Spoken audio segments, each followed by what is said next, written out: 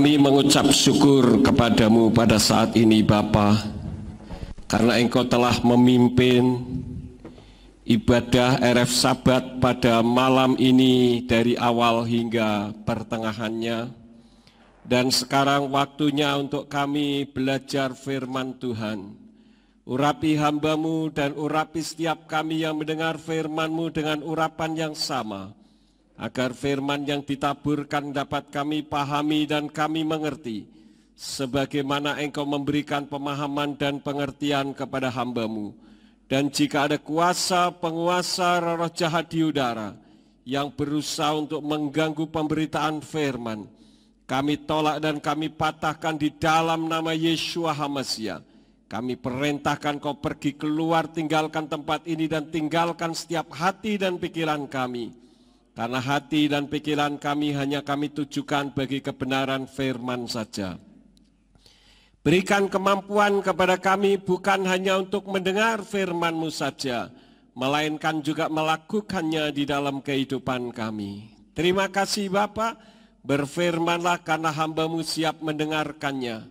Kami sambut firman-Mu pada saat ini, demi nama Adonai Yeshua HaMashiach, Tuhan dan Juru Selamat kami. Haleluya, semua yang percaya katakan, amin. Silakan duduk, Bapak Yahweh memberkati.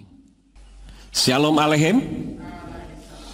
Puji Bapak Yahweh, pada saat ini saya akan membawakan firman dalam ibadah RF Sabat. Saya akan beri judul firman saat ini, yaitu kemarahan. Apa yang dimaksud dengan kemarahan? Kemarahan adalah suatu emosi yang secara fisik mengakibatkan peningkatan denyut jantung, tekanan darah, adrenalin dan non-adrenalin. Perasaan yang dominan secara perilaku kognitif, fisiologi dalam bertindak untuk menghentikan ancaman dari luar. Ini adalah definisi tentang kemarahan.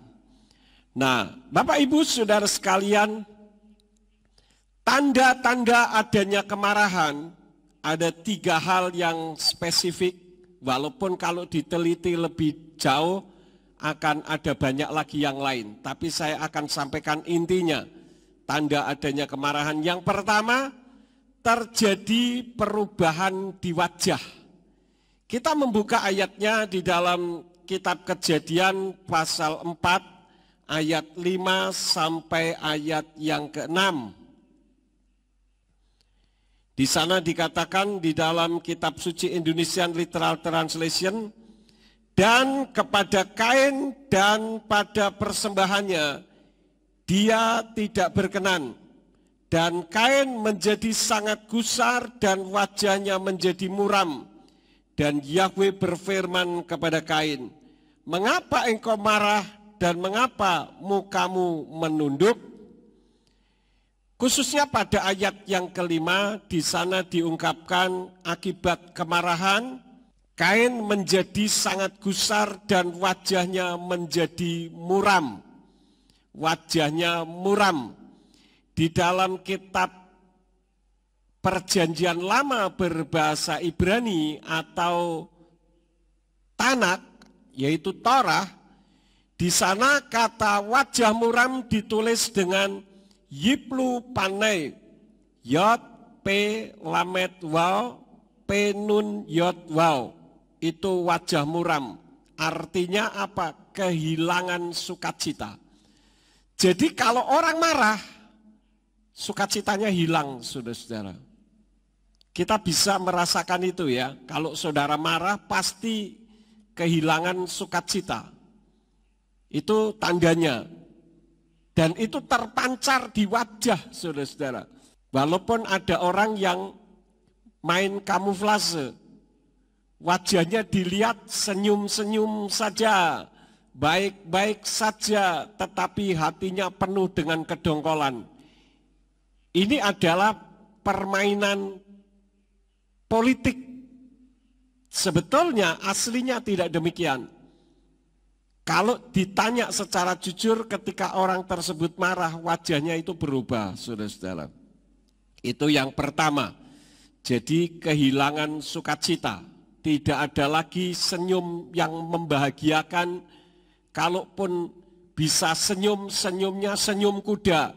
Kalau saya boleh katakan nyengir kuda. Kelihatan tetap, saudara-saudara. Kemudian yang kedua, terjadi perubahan hati. Kalau tadi yang pertama terjadi perubahan di wajah, yang kedua terjadi perubahan hati. Di dalam Kejadian 4 ayat yang ke-6, di sana dikatakan, dan Yahweh berfirman kepada Kain, mengapa engkau marah dan mengapa mukamu menunduk?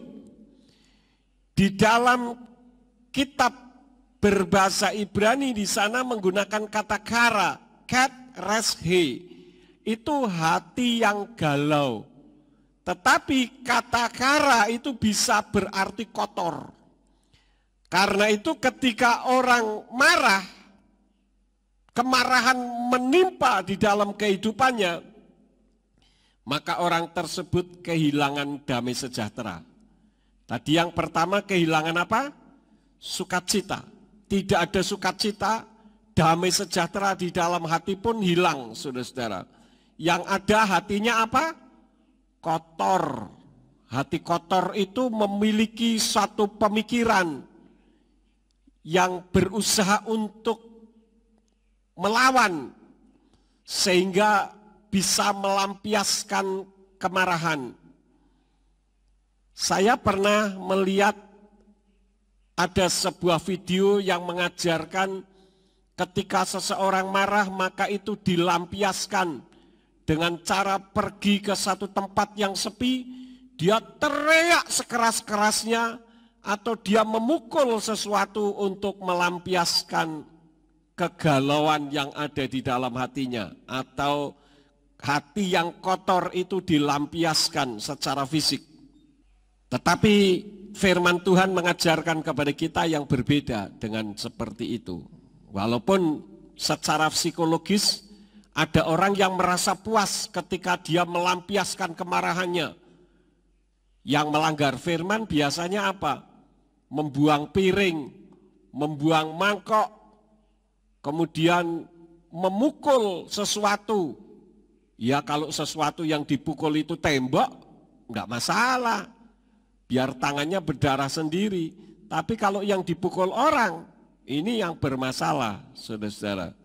Jadi tanda adanya kemarahan selain terjadi perubahan di wajah, yaitu karena kehilangan sukacita, juga di hati, hatinya menjadi kotor karena kehilangan damai sejahtera.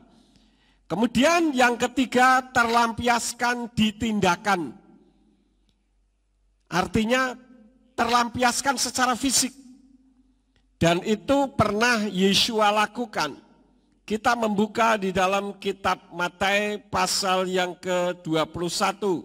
Matius pasal yang ke-21 ayat yang ke-12. Di sana dikatakan, dan Yeshua masuk ke dalam bait suci Elohim dan mengusir semua orang yang sedang menjual dan membeli di dalam bait suci itu. Dan dia menjungkir balikkan meja-meja penukaran uang dan bangku-bangku yang menjual merpati. Di sini Yeshua marah, kenapa?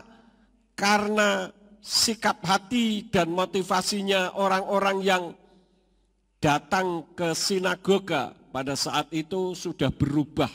Sehingga kemarahan itu dia lampiaskan dengan menjungkir balikkan meja penukar uang yang ada di bait Elohim pada saat itu. Jadi ini sudah terlampiaskan. Nah, apakah kemarahan itu dilarang? Tentu saja tidak, saudara-saudara. Kemarahan tidak dilarang, asalkan terkendali dan punya alasan. Ya. Jadi kemarahan itu tidak dilarang karena itu alamiah sifatnya. Jadi sudah menjadi adanya perasaan di dalam diri manusia. Manusia itu bisa marah, bisa bahagia, bisa tersenyum, bisa tertawa. Dan ada banyak perasaan-perasaan yang lain. Nah, kemarahan yang seharusnya ada di dalam diri kita, kalau kita dengan terpaksa harus marah adalah kemarahan yang terkendali.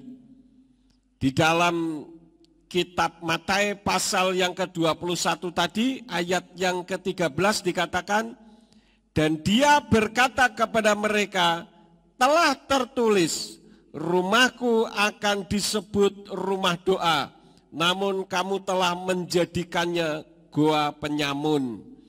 Jadi di sini Yesua marah karena sikap hati dan motivasi orang-orang yang datang ke sinagoga itu berubah.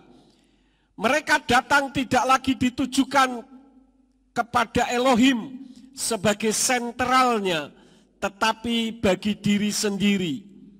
Misalkan mereka mempersiapkan merpati, mempersiapkan binatang-binatang yang untuk persembahan di bait Elohim.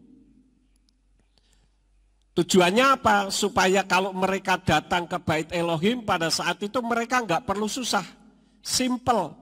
Sekarang kan orang maunya serba simple, saudara-saudara. Kalau disuruh susah sedikit nggak mau. Apalagi kalau kita mau datang beribadah kepada Tuhan.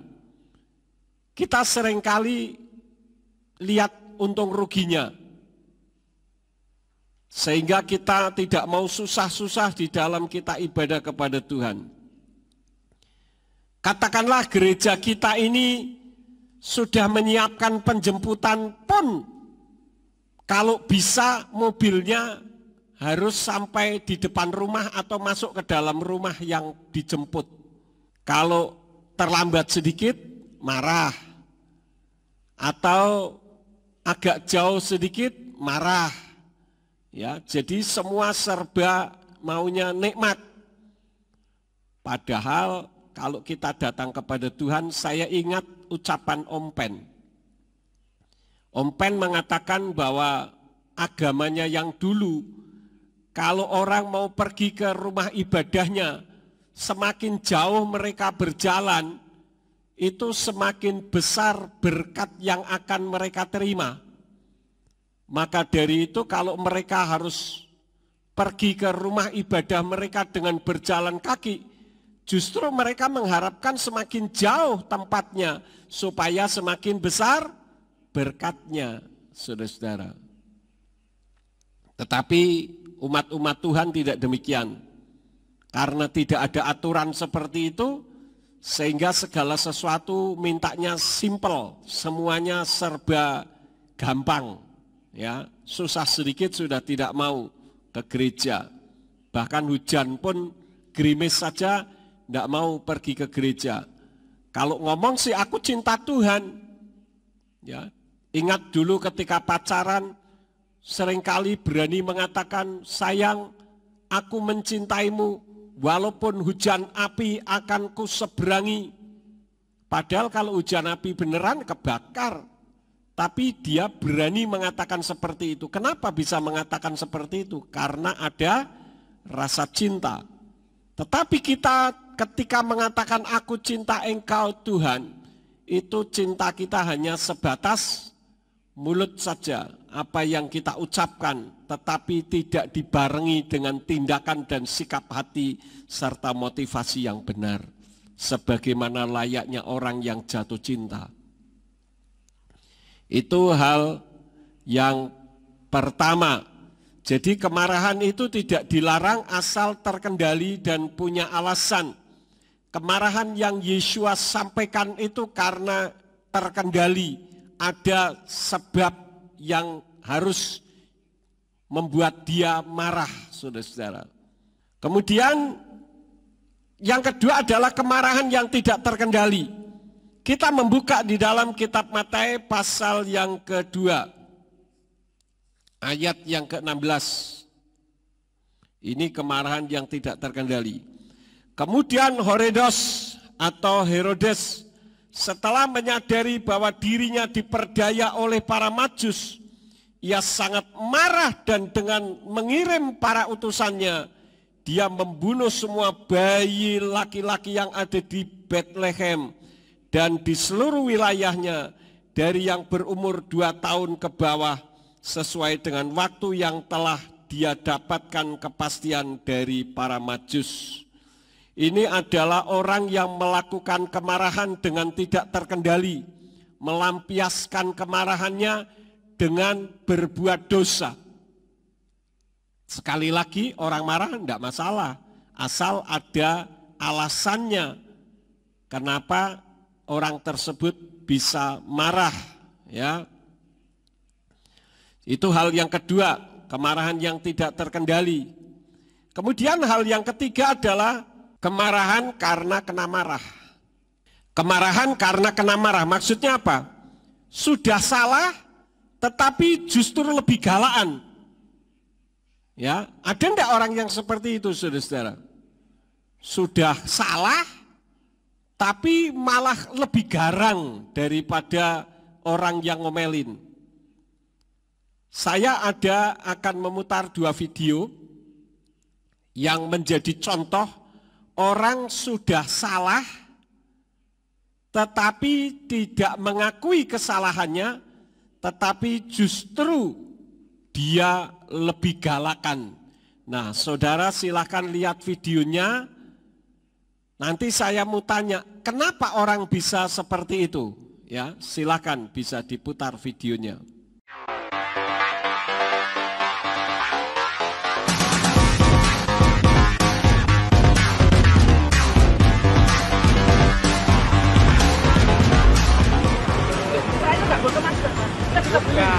Bukan masalah berhentinya Pak, kita sudah melaksanakan aturan juga, dan kita aturan perwali. Saya itu loh Pak Dinas, Pak Polisi, Pak saya Pak. Dari kami 3 tidak perlu. Kenapa? Apa? Ini mobil. Ini data saya ini. Saya nggak takut, ini loh data saya loh. Jangan semena-mena Pak. Jangan semena-mena Pak. Ini surat saya. Sudah baik. Saya itu Pak ya. Saya jelaskan. Tidak mau. Saya jelaskan secara perinci nanti Pak. Maka saya itu. Itu. Tapi sampai itu sedokan. Depan apanya? Saya udah hormat Pak. Turun Pak. Ngerti. Apa kesalahan saya?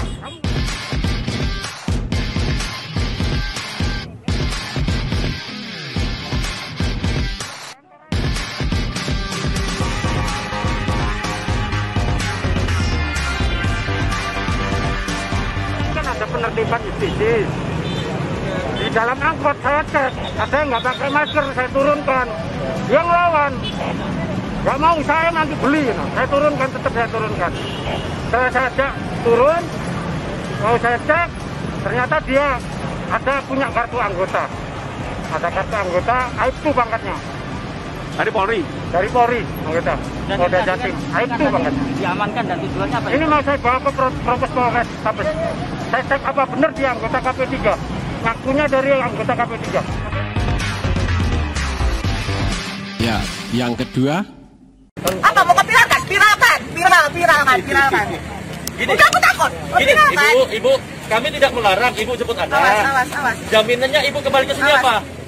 Pak, sini dulu Pak. Sederalun, viral di media sosial video seorang ibu-ibu mengamuk dan memaki petugas saat terjaring razia protokol kesehatan COVID-19 di Jalan Lebekader, Kota Takengon, Selasa 13 Oktober. Kasat Pol PP dan WH Kabupaten Aceh Tengah, Sahrial Apri, yang dihubungi serambinews.com Rabu 14 Oktober, membenarkan adanya salah seorang warga yang memarahi petugas ketika sedang melakukan razia prokes. Menurut Sahrial, awalnya petugas yang sedang melakukan razia masker hanya menanyakan terkait pemakaian masker kepadanya, namun dirinya mengamuk. Mana tangannya? Bisa kan? Apa nih? Sini. Saya nggak mau pegang HP Ibu. Ya udah. Nah, kami itu yang melanggar. Pak, buat sini Pak. Dompet kami ketinggalan di laundry. Kerjaan. Helm nggak pakai. Orang itu kan di sini. Suami Ibu kerja di mana? Kan. Suami Ibu kerja di mana? Jaksa. Nggak apa-apa, panggil ke sini. Jaksa lebih tahu hukum. Kenapa? Jaksa lebih tahu hukum. Ya udah sini dulu kan dulu. Nanti disebut yang benar dulu. Jaksa lebih tahu hukum Ibu. Iya. Saya mau pakai yang tahu. Keluarnya kalau etika kan saya mau coba anak saya dulu. Saya mau coba. Ya saya memang tadi kan.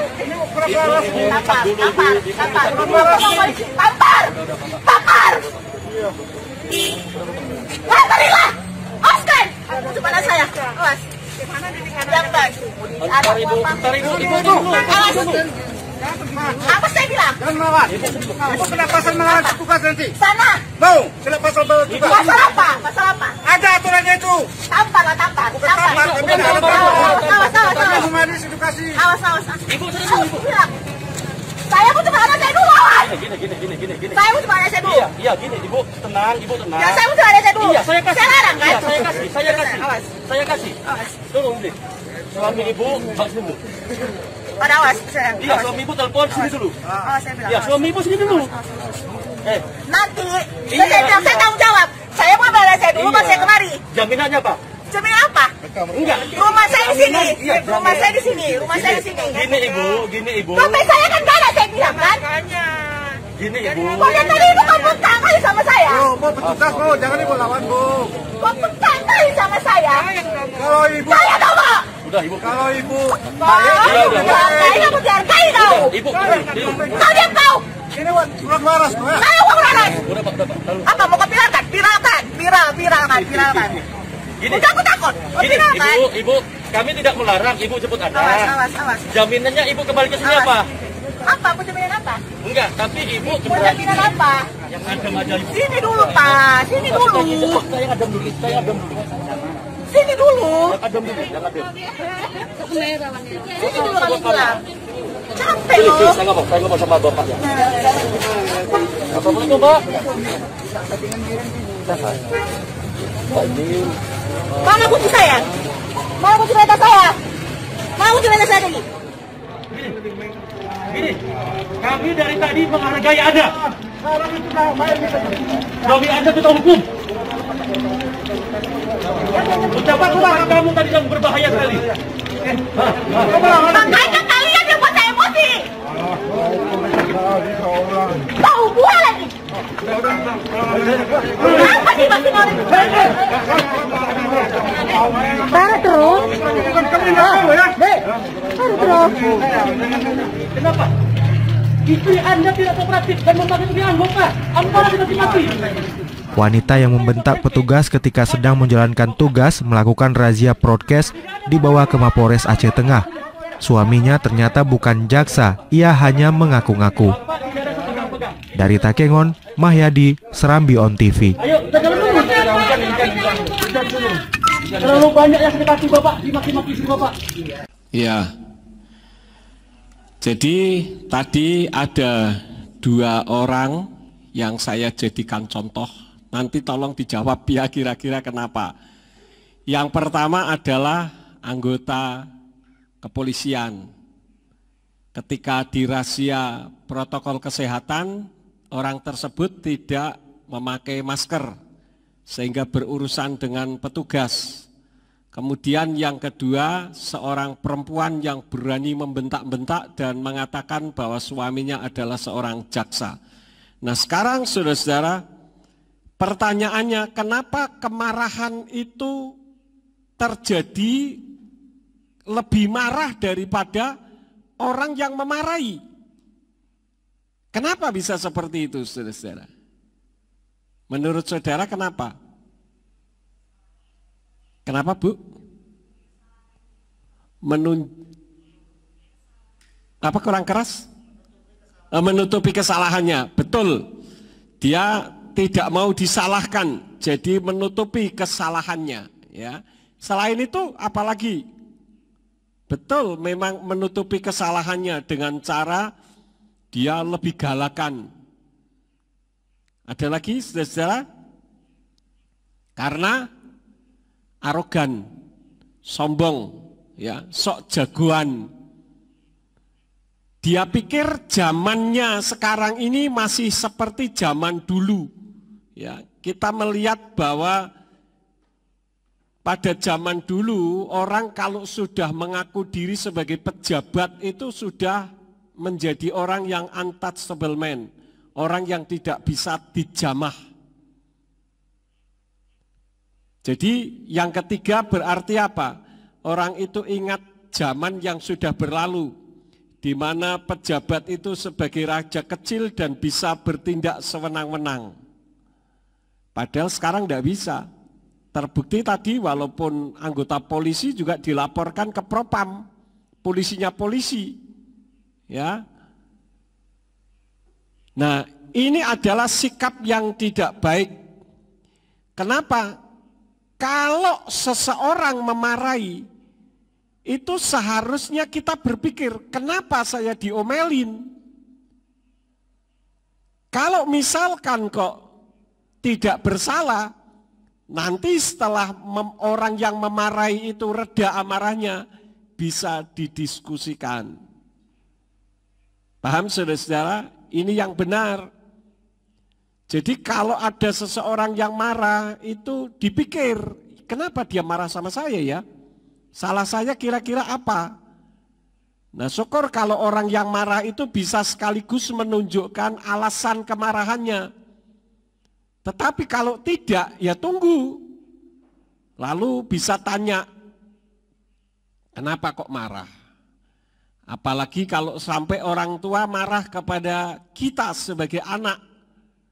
Jangan merasa karena sekarang saya sudah pinter, orang tua harus nurut saya.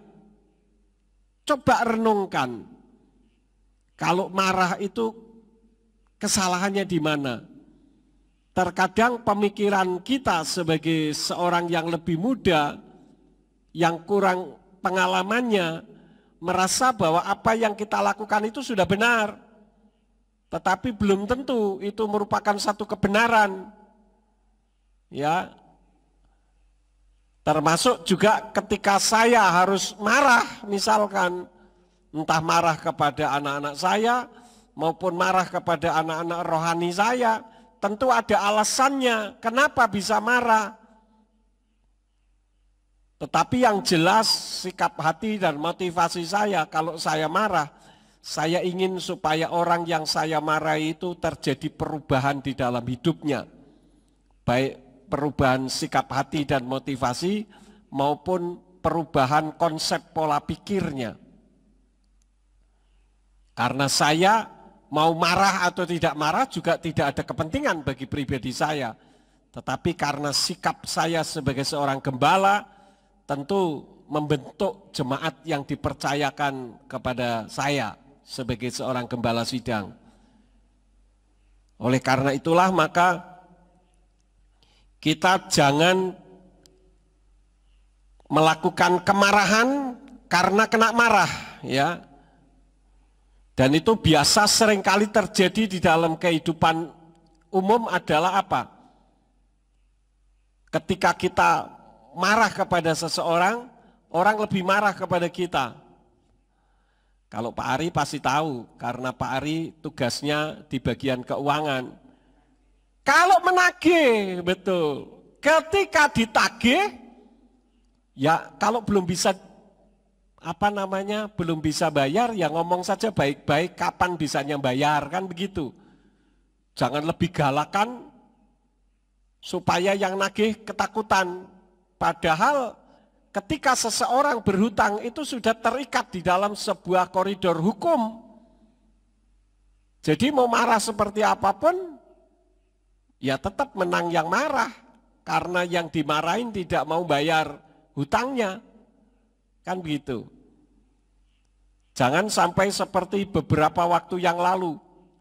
Entah benar entah tidak, ada seseorang yang berhutang, mungkin hutang online, kemudian dia nggak tahu cari info dari mana, mendapat nomor telepon saya.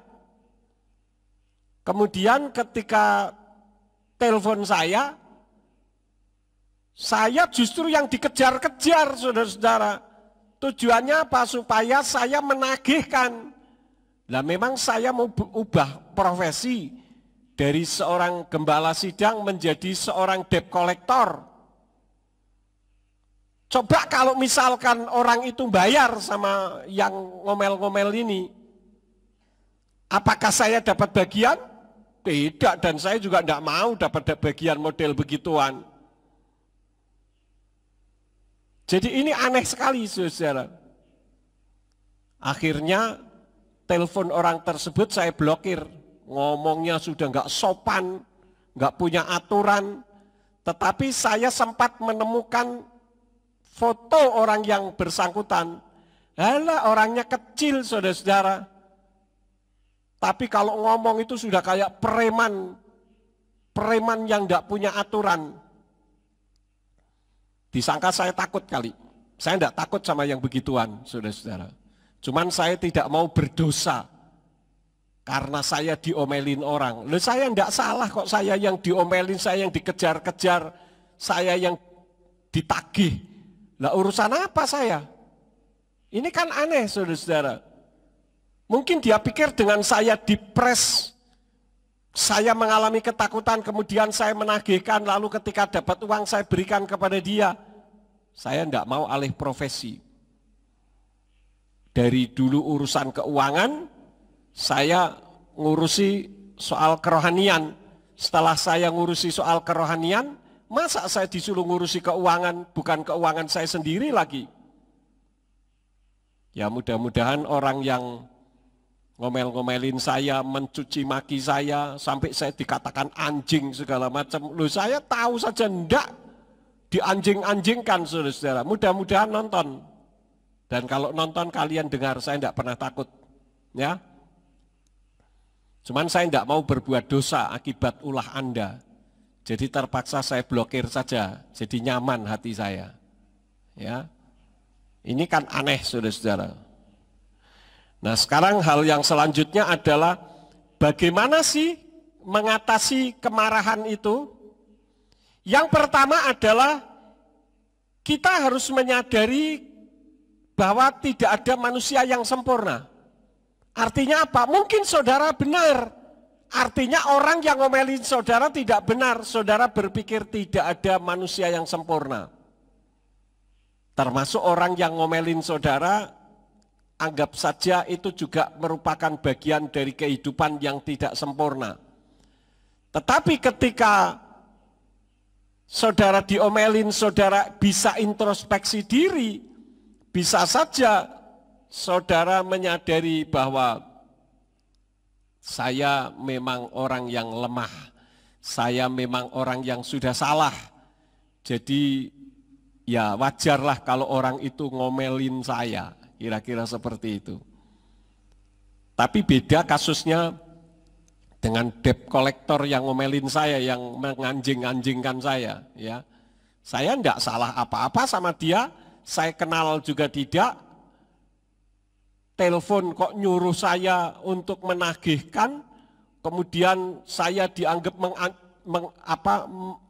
mengambil bagian bersama dengan orang yang hutang. Belum tentu juga orang tersebut benar hutang sama orang itu. Tetapi setelah saya selidiki, memang orang ini debt collector. Ya.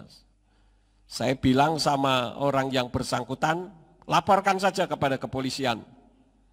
Yang penting sudah dilaporkan, sehingga kalau nanti ada sesuatu, ya itu sudah, laporan itu sudah menjadi dasar daripada apa yang harus kita lakukan. Jadi kita harus menyadari bahwa tidak ada manusia yang sempurna. Yang kedua,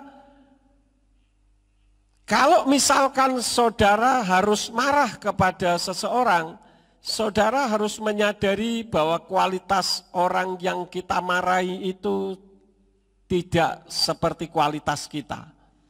Sehingga kita pun bisa memberikan pengampunan atas orang tersebut. Tetapi jangan sampai kita sebagai orang yang beriman kepada Bapa Yahweh Besem Yeshua HaMashiach Beruah HaKodes, kita melakukan hal yang sama seperti orang yang ada di video tadi. Sudah salah, tidak mau mengakui kesalahannya, malah lebih galakan. Nah, ini enggak sifat yang enggak baik, ya. Bukan sifatnya seseorang yang rohani. Kemudian hal yang ketiga, bagaimana mengatasi kemarahan? Kita memikir positifnya. Katakanlah kita marah terhadap seseorang, orang yang kita omelin memang salah. kita ambil positif daripada orang tersebut. Pasti semua orang ada positif dan negatifnya. Sehingga kita bisa melepaskan pengampunan atas orang tersebut. Asal kalau misalkan orang itu terus-menerus melakukan terus-menerus, ya tentu tegurannya dengan cara yang berbeda lagi, ya. Itu cara mengatasi kemarahan di dalam diri kita. Kemudian, kenapa ada orang yang mudah marah atau temperamental? Yang pertama, secara psikologis belum memiliki kematangan jiwa. Artinya apa? Dia tidak menyadari akibat dari kemarahannya terhadap orang lain maupun terhadap dirinya sendiri. Seperti contoh perempuan tadi yang mengaku istri jaksa, ternyata dia bukan istri jaksa, dia istri lawyer. Dia pikir karena istri lawyer, istri pengacara, dia bisa bertindak sewenang-wenang. Nah, akibat dari ucapannya itu suaminya ikut bermasalah. Dan perempuan itu juga bermasalah. Kenapa? Karena saya membaca dari kejaksaan, juga melaporkan ke kepolisian karena sudah mencemarkan nama baik institusi kejaksaan. Karena itu ketika kita mau mengalami kemarahan, kita hitung dulu untung ruginya. Kalau saya marah itu bagaimana, kalau tidak marah bagaimana, dan kalau marah, marahnya seperti apa? Ada ukurannya. Memang setiap orang itu punya temperamen beda-beda, saudara-saudara. Kalau saya, karena saya bertemperamen kolerik, maka mudah meletup-letup. Tetapi seseorang yang saya omeli, katakanlah orang itu bertemperamen flegmatis atau bertemperamen melankolik, beda. Kalau flegmatis tenang-tenang saja dia diketawain, ya apa diomelin, ketawa saja dia, santai, tidak ada masalah. Karena jiwanya serba lambat, mandi pun lama, mau apa juga lama. Jadi kalau diomelin, ya santai saja. Tapi kalau orang yang berjiwa melankolik, ketika saya omelin, sudah selesai, saya tidak bermasalah. Tapi orang yang berjiwa melankolik, dia masih mikir terus-menerus, hatinya luka tidak sembuh-sembuh. Nah, ini yang harus kita pikirkan, saudara-saudara, ya. Itu secara psikologis belum memiliki kematangan jiwa. Karena itu tidak menyadari akibat dari kemarahannya terhadap orang lain. Seperti yang perempuan tadi kan kelihatannya gagah perkasa, betul enggak saudara-saudara? Ya, merasa dirinya sudah pokoknya menang-menangan dewe gitu. Dia tidak menyadari akibat hukum dari apa yang mereka lakukan, yang dia lakukan. Karena itu hati-hati. Karena kemarahan ini bisa menimbulkan permasalahan besar dan berkasus hukum kalau tidak hati-hati. Apalagi kalau kita marah terhadap orang yang tidak kita kenal dengan baik.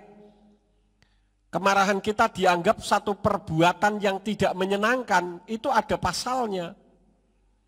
Sehingga kita bisa bermasalah. Tetapi sebagai orang yang beriman, sebaiknya kita memikir kepada diri kita sendiri apabila ada orang yang memarahi kita. Tidak perlu kita harus menunjukkan kehebatan kita dengan lebih marah daripada orang yang memarahi kita. Tetapi firman Elohim lebih mengajar kepada kita untuk kita introspeksi diri kita. Kita ambil segi positif dari orang yang memarahi. Kenapa orang sampai marah? Karena ada perhatian dari orang tersebut. Artinya orang itu memperhatikan kita. Saya salut sama Om Pen, kenapa? Karena awal-awal dia datang ke sini, ketika saya marah sama dia, saya belum kenal betul siapa, maka saya diamkan. Dia tidak tahan ketika saya diamkan. Sampai dia ngomong kepada saya, waktu itu dia panggil saya belum Dedi, dia panggil saya Pak Yakub. Pak Yakub, saya salahnya apa? Kok Pak Yakub mendiamkan saya? Kalau saya memang salah, omelin saya, bila perlu saya dipukul, saya siap. Wah, ketika saya mendengar ucapannya dia, saya langsung menciptakan sesuatu di dalam pikiran saya. Ini orang bisa dibentuk dan dia pasti menjadi orang yang terbentuk. Dan ternyata benar. Karena itu ketika saudara diomelin, coba belajar untuk bersikap yang benar seperti yang Om Pen lakukan. Saya tidak sedang memuji-muji dia, tetapi saya menunjukkan realitas di dalam kehidupannya. Sekarang dia sudah berhasil, pelayanannya diberkati oleh Bapak Yahweh. Kenapa? Karena dia siap dibentuk. Anggap saja ketika kita sedang diomeli, kita sedang dibentuk. Paham saudara-saudara? Jadi bukan malah kita sakit hati, kemudian akhirnya melakukan suatu perbuatan yang tidak baik. Seperti kemarin tadi saya menonton ada video seorang pemulung yang memukul seorang perempuan ketika dia mau masuk ke mobilnya menggunakan balok kayu. Ternyata pemulung itu adalah orang yang biasa memulung di rumah perempuan tersebut. Dan perempuan itu juga sering membantu orang tersebut, si pemulung tersebut. Tetapi karena ada kesalahan-kesalahan, sering juga diomeli sama perempuan itu, rupanya dia sakit hati. Sehingga ketika perempuan ini keluar rumah mau masuk ke mobilnya, pemulung ini sudah siap dengan balok kayu dan dia menghajar perempuan yang sering mengomeli dia sampai akhirnya tersungkur. Saya tidak tahu kelanjutannya apakah perempuan itu mati atau tidak. Ya, tetapi kelihatan dari CCTV tetangganya dan orangnya masuk di penjara. Itu secara psikologis, karena itu hati-hati saudara. Yang kedua, secara roh, orang yang sering mengumbar kemarahan itu adalah karena orang itu jauh dari Tuhan. Saya ajak untuk kita membuka di dalam kitab Injil Yohanan pasal yang ke-15 ayat 1 sampai ayat yang ke-8 saya akan baca, saudara perhatikan kitab suci saudara. Akulah pokok anggur yang benar dan Bapakku adalah petaninya. Setiap ranteng padaku yang tidak menghasilkan buah, dia membuangnya, dan setiap ranteng yang menghasilkan buah, dia memangkasnya supaya dia menghasilkan lebih banyak buah. Kamu memang sudah bersih karena firman yang telah kukatakan kepadamu. Tinggallah di dalam aku dan aku di dalam kamu, sama seperti ranteng tidak dapat menghasilkan buah dari dirinya sendiri jika dia tidak tinggal di dalam pokok anggur. Demikian pula kamu tidak dapat jika kamu tidak tinggal di dalam aku. Akulah pokok anggur, kamu adalah ranting-rantingnya. Siapa yang tinggal di dalam aku dan aku di dalam dia, dia ini menghasilkan buah yang banyak, karena tanpa aku kamu tidak dapat melakukan apa-apa. Jika seseorang tidak tinggal di dalam aku, ia dibuang keluar seperti ranting itu, dan dia menjadi kering, dan mereka mengumpulkannya dan mereka melemparkannya ke dalam api dan dia dibakar. Jika kamu tinggal di dalam aku dan firmanku tinggal di dalam kamu, apa saja yang kamu ingini, kamu dapat memintanya dan hal itu akan terjadi kepadamu. Dalam hal inilah Bapakku dimuliakan, bahwa kamu dapat menghasilkan buah yang banyak dan kamu akan menjadi murid-murid bagiku. Kitab ini mengajarkan kepada kita bahwa Yeshua adalah pokok anggur. Kita, saudara dan saya adalah ranting-rantingnya. Nah, yang lebih spesifik, saudara bisa melihat ayat yang keempat. Di sana dikatakan, tinggallah di dalam aku dan aku di dalam kamu. Artinya ada connect antara ranting dengan batangnya. Di situ dikatakan sama seperti ranting tidak dapat menghasilkan buah dari dirinya sendiri jika dia tidak tinggal di dalam pokok anggur. Demikian pula kamu tidak dapat jika kamu tidak tinggal di dalam aku. Contoh yang nyata, kalau saudara melihat ada pohon, kemudian rantingnya saudara potong, saudara taruh di bawah pohon itu. Apa yang terjadi dengan ranting tersebut? Ranting itu akan ranum dan akan mati. Setelah ranum dan mati, ranting itu menjadi kering. Nah, ranting-ranting yang kering inilah yang mempermudah untuk terbakar. Karena itu kalau orang yang emosinya mudah terbakar, sedikit-sedikit marah, itu artinya orang ini rohnya sedang jauh dari Tuhan. Tapi dia sering pergi ke gereja tuh Pak, enggak peduli. Walaupun orang itu aktif ke gereja, walaupun orang itu aktif berdoa sekalipun, tetapi kalau orang itu masih memiliki hati yang mudah marah, maka secara roh orang tersebut sudah jauh dari Tuhan. Tapi kalau orang itu dekat dengan Tuhan, maka dia akan dialiri dengan air surgawi. Ada damai sejahtera dan sukacita. Karena itu dalam kesempatan RF Sabat malam hari ini, coba saudara mengidentifikasi di dalam diri saudara. Masihkah saudara menjadi orang yang memiliki temperamen yang tinggi? Artinya mudah marah, apalagi marah tanpa alasan. Saudara lebih galak daripada orang yang ngomelin saudara. Hati-hati, ini tanda saudara jauh dari Tuhan. Paham saudara-saudara? Karena itulah maka langkah yang terbaik adalah kita belajar introspeksi diri. Yang jelas saudara ingat, kalau saya dengan terpaksa harus marah kepada saudara, karena sikap hati dan motivasi saya membentuk saudara, supaya saudara menjadi orang yang hebat. Ya, seperti Om Pen itu. Dia ketika saya omelin, dia mengaku salah, dia hanya diem, nanti menangis. Ini menunjukkan hati seseorang yang mudah dibentuk. Dan puji Tuhan sekarang terbentuk dan Tuhan memakai di dalam pelayanannya. Kalau saudara ingin terbentuk, bergaulah dengan orang-orang yang mudah dibentuk, sehingga saudara pun akan mudah dibentuk. Tapi kalau kita bergaul dengan pemberontak, maka kita pun memiliki sifat pemberontak.